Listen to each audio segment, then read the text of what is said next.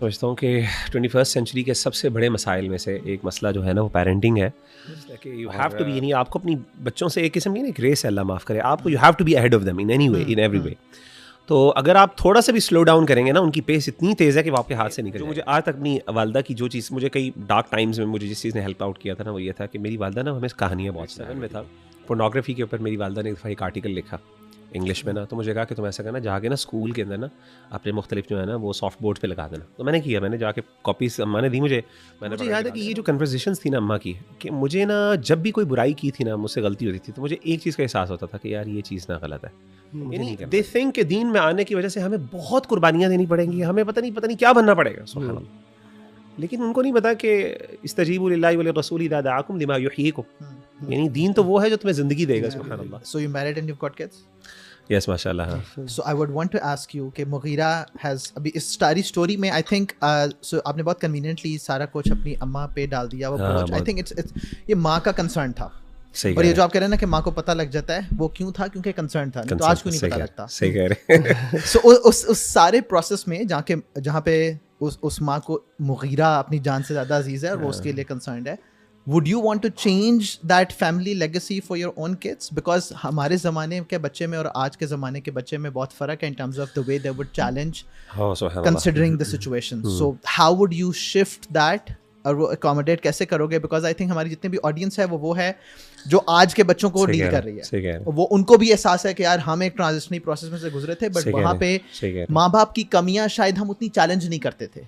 आज मेरी कमी को ना सिर्फ मेरा बच्चा देखेगा बल्कि वो उससे ऑफेंड भी होगा और फिर वो आगे चैलेंज भी करेगा। How would you see that? ये बहुत मुश्किल सवाल है और मैं समझता हूँ कि 21st सेंचुरी के सबसे बड़े मसाइल में से एक मसला जो है ना वो पेरेंटिंग है। और मैं टू बी वेरी ऑनेस्ट बताऊँ मोइन भाई, मेरी अभी भी ज़िंदगी के अंदर अभी भी मैं मतलब अल्लाह ताला की मतलब मैं इसीलिए मैं अपने आप को बहुत छोटा समझता हूँ। मैं समझता हूँ अल्लाह ने मुझे हम्बल इस तरह किया कि मैं समझता हूँ मेरी वालदा ना हो तो मैं अभी भी शायद पता नहीं क्या हूँ। अल्लाह ने वालदा मेरी अभी भी बहुत ज़्यादा मेरे पर ना, अच्छा वो थोड़ी सी वो पुश भी करती हैं मुझे कई जगहों पे। तो what can I do with my kids is a big challenge. मेरी थोड़ी तबीयत थोड़ी डिफरेंट है, नेचर डिफरेंट है मैं जो खुद लाउबाली थोड़ा सा लापरवाह सा हूँ, मेरा लाइटर नोट। तो मेरी अम्मा इस तरह नहीं है, तो अब मैं सोचता हूँ कि पता नहीं मेरी बच्चों के लिए मैं कैसे करूँगा। और टू बी वेरी ऑनेस्ट आपकी बात दुरुस्त है कि यू हैव टू बी, यानी आपको अपनी बच्चों से एक किस्म की ना ग्रेस है, अल्लाह माफ़ करे आपको, you have to be ahead of them in any way in every way. तो अगर आप थोड़ा सा भी स्लो डाउन करेंगे ना, उनकी पेस इतनी तेज़ है कि वो आपके हाथ से निकल जाएंगे। तो बड़ा मुश्किल है मेरे लिए, चैलेंजिंग है। अच्छा एक चीज़ मुझे समझ आती है जो मैं समझता हूँ कि मेरी वालदा ने मेरे अंदर बिल्ड की, और वो शायद मुझे I am anchoring to that for now, मैंने इस पर ज़्यादा गौर नहीं किया। वो है बेसिकली एक स्टोरीज़। मुझे याद है कि जो मुझे आज तक अपनी वालदा की जो चीज़, मुझे कई डार्क टाइम्स में मुझे जिस चीज़ ने हेल्प आउट किया था ना वो ये था कि मेरी वालदा ना हमें कहानियाँ बहुत सुनाया करती थी। और उनकी ना हमारे साथ फजर के बाद एक कन्वर्सेशन होती थी, ऐसे हम बैठ जाते थे तो हम बताती थी। अच्छा एक तो कहानी सुनाती थी, बहुत कहानियाँ हमने सुनी है, सैयदना इब्राहीम की, नबियों की कहानियाँ सारी हमने जो है ना बचपन में सुनी है। अच्छा मुझे अभी तक उनके हल्के हल्के याद है कि अम्मी ने क्या सुनाई थी। फिर यहूदियों के बारे में मुझे याद है कि मुझे यहूदियों ने, अल्लाह माफ़ करे, उनका ये मशहूर अक़ीदा है कि अल्लाह ताला के साथ कुश्ती की याकूब अलैहिस्सलाम ने, तो अल्लाह ताला को हरा दिया लियाज़। वो कहानी मैंने उसकी मम्मी ने मुझे सुनाई थी बचपन में, मुझे अभी तक वो उसका पीस याद है। तो इस तरह की चीज़ें मुझे वालदा सुनाती रहती थी। तो एक चीज़ और मेरी वालदा ये करती थी कि जब भी कोई इशू होता हॉट बर्निंग, मेरी she is up to date माशाल्लाह, वर्ल्ड पॉलिटिक्स भी देखती रहती हैं, चीज़ों को भी उनको शौक़ है। तो जब भी कोई मसला होता तो वो ना हमसे ज़रूर डिस्कस करती थी कि बेटा देखो आजकल ना फ़लाँ कोई बड़ा इंसिडेंट हुआ, देखो फ़लाँ की ज़िंदगी में फ़लाँ म्यूजिशियन ने सुसाइड कर ली फॉर एग्जांपल, देखो म्यूज़िक जो है लोग ये करते हैं। उस ज़माने में कोई समझ नहीं आती थी क्या बातें कर रही, क्योंकि हम लोग इतना सुनते भी नहीं थे म्यूज़िक का इतना शौक। वो ए लेवल्स में जाके म्यूज़िक थोड़ा बहुत सुनना शुरू किया था, उससे पहले कोई तसव्वुर ही नहीं था। तो वो म्यूज़िक क्या होता है। फिर मुझे याद है कि मैं ग्रेड 7 में था, पोर्नोग्राफी के ऊपर मेरी वालदा ने एक दफ़ा एक आर्टिकल लिखा इंग्लिश में ना, तो मुझे कहा कि तुम ऐसा करना जाके ना स्कूल के अंदर ना अपने मुख्तलिफ जो है ना वो सॉफ्ट बोर्ड पे लगा देना। तो मैंने किया, मैंने जाके कॉपीज अम्मा ने दी मुझे, मैंने पकड़ के डाल दिया। अच्छा मुझे खुद पता नहीं था पोर्नोग्राफी ऐसा है क्या। आई लिटरली न्यू, अम्मा ने बस मुझे थोड़ा बहुत आइडिया मुझे उस बारे में बताया। तो मुझे याद है कि ये जो कन्वर्सेशंस थी ना अम्मा की, कि मुझे ना जब भी कोई बुराई की थी ना, मुझसे गलती होती थी, तो मुझे एक चीज़ का एहसास होता था कि यार ये चीज़ ना गलत है, मुझे नहीं करना ये। तो ये जो एक फीलिंग एटलीस्ट आप अगर बच्चे को ये दे देना, obviously she can not be on me 24/7, लेकिन एटलीस्ट ये एक फीलिंग अगर आप यानी मैं जो काम कर रहा होता था ना, मुझे पता होता था बुरा है और मैं उसको सही नहीं समझता था, लेकिन मैं फिर भी कर रहा होता था।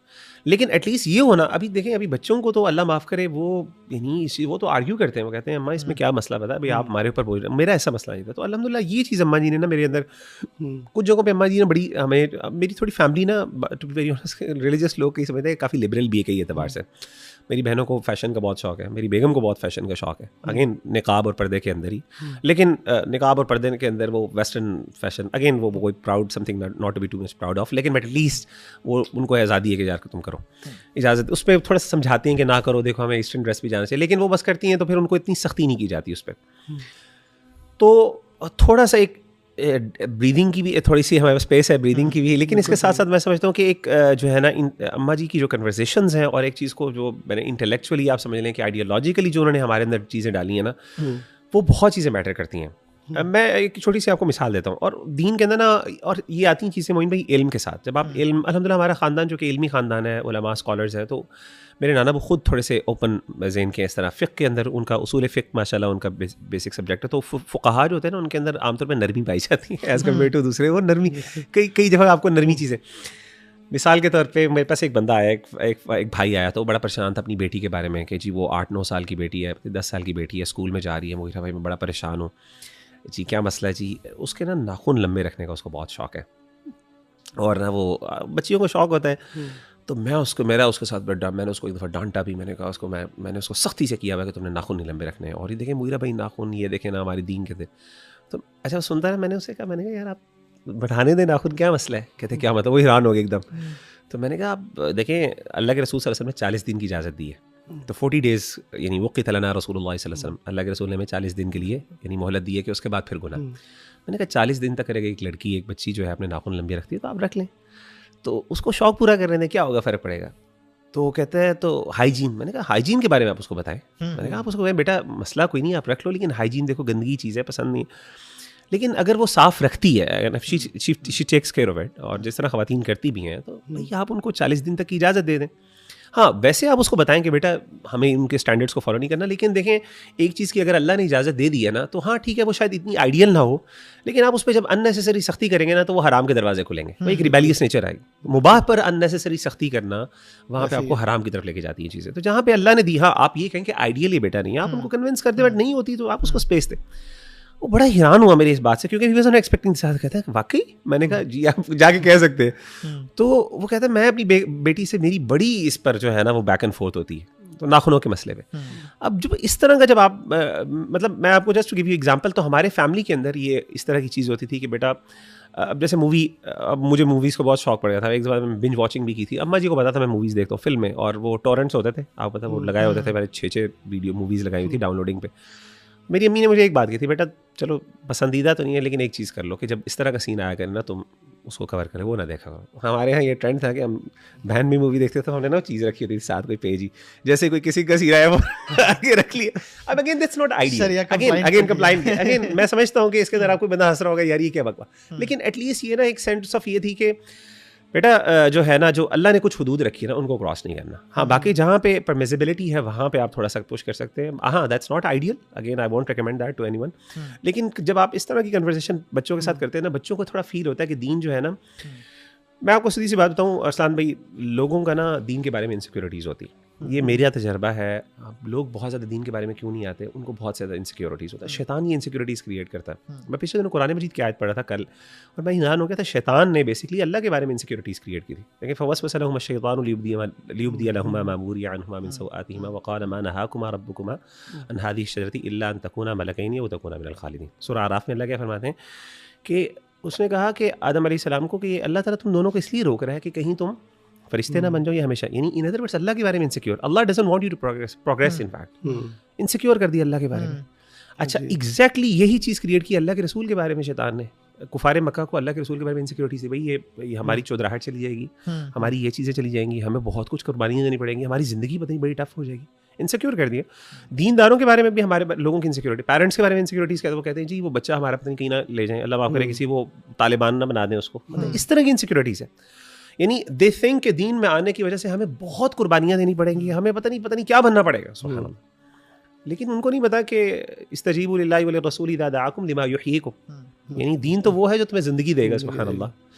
तो जब इंसान को ये पता चलेगा ना दीन has to offer a lot, यानी दीन हमसे बहुत कम डिमांड करता है, हमें देता ज़्यादा कुछ है, तो इंसान की इनसिक्योरिटीज़ कम होती हैं। तो दीन के बारे में बच्चों की, हमारी भी जनरली वो समझते हैं दीनदारों के पास जाके बहुत मुश्किलात हो जाएंगी हमारे पास, हमें बहुत कुछ, हमारी प्रोग्रेस रुक जाएगी, हम ये नहीं कर सकेंगे, हम वो नहीं कर सकेंगे, हम ये नहीं कर सकेंगे।